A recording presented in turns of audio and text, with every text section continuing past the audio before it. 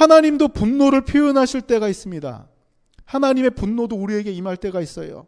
그러나 하나님의 분노는 쉽게 내거나 과하게 내거나 하진 않습니다.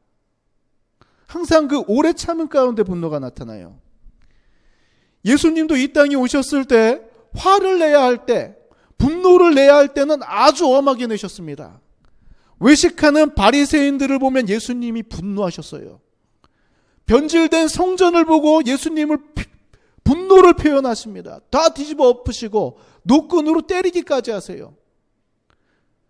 자, 이렇게 분노를 표현하시면서도 그들을 멸망시키시고 포기한 게 아니라 그들을 정결케 하셨습니다. 이게 바로 하나님의 성품이에요. 분노 가운데도 사랑이 같이 나타난다는 것이. 그러나 우리는 하나님의 형상을 닮아가기는 하지만 부족함이 있고 죄성이 있고 또 성격 장애가 조금씩 있다 보니까 서툴고 거칠어서 관계에 어려움이 생깁니다. 화내는 사람들이 별로 안 좋아해요. 이것을 두려워해서 화가 나는 상황에도 계속 웃는 사람이 있습니다. 이 조커라는 영화를 보면 이 주인공이 잘 표현되더라고요. 화가 나면 웃음이 나와요. 분노할 때 웃음이 나옵니다. 자, 이렇게 계속 웃는 사람들, 자, 이것은 뭔가가 잘못된 사람들입니다. 웃을 때 웃고 울 때 우는 것, 화가 날 때 화를 내고 기쁠 때 기뻐해야 돼요. 전도서 3장 4절을 보면 이렇게 표현되어 있습니다. 울 때가 있고 웃을 때가 있으며 슬퍼할 때가 있고 춤출 때가 있으며, 감정에도 그에 맞는 때가 있다는 것입니다. 이 표현을 그 때에 따라서 해야 된다는 것이에요. 우리가 이 땅에 살면서 자, 때로는 이럴 때가 있고 때로는 저럴 때가 있습니다. 때에 맞게 잘 표현하고 인식하면 관계가 회복되고 좋아집니다. 우리가 이 분노를 잘 이해하고 받아들이면, 아, 저 사람 뭔가 화가 났구나, 나한테 실망했구나, 자기 감정 조절을 못하는구나. 분노를 이해하면 이 관계는 굉장히 발전적인 관계로 나아갈 수 있습니다. 사랑의 첫 번째 속성이 뭐냐면 바로 인내, 오래 참음입니다.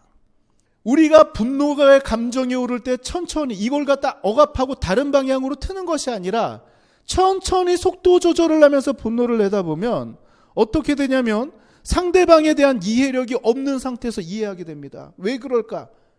이 상황이 점점 엉뚱한 쪽으로 가는 것이 아니라 내가 분노하는 쪽으로 이 상황이 만들어지는 경우가 있어요.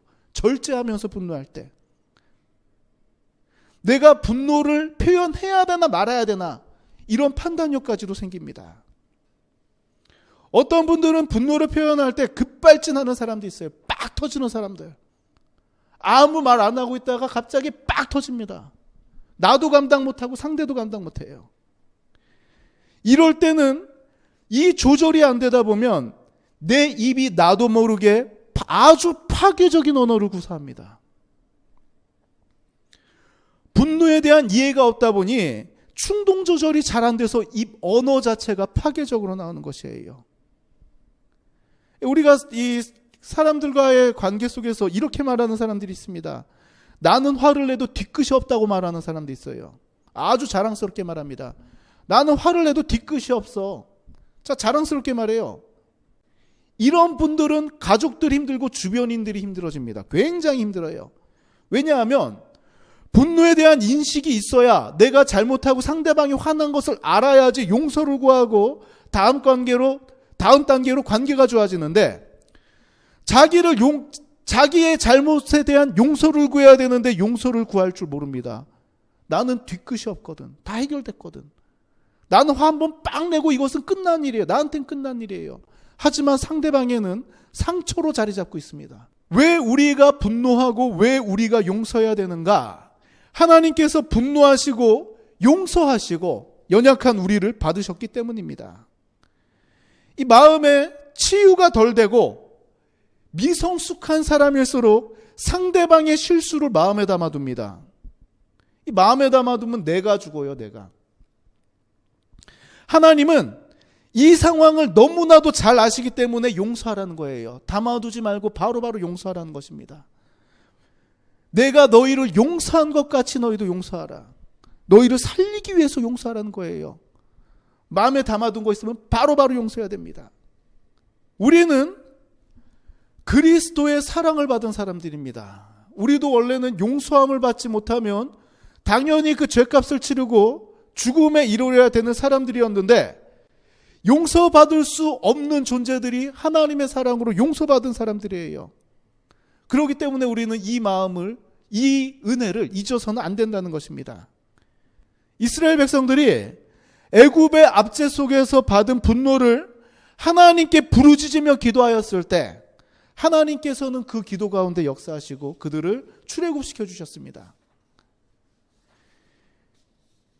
분노를 내되 브레이크를 잡으면서 내고 화를 내되 더디게 내십시오.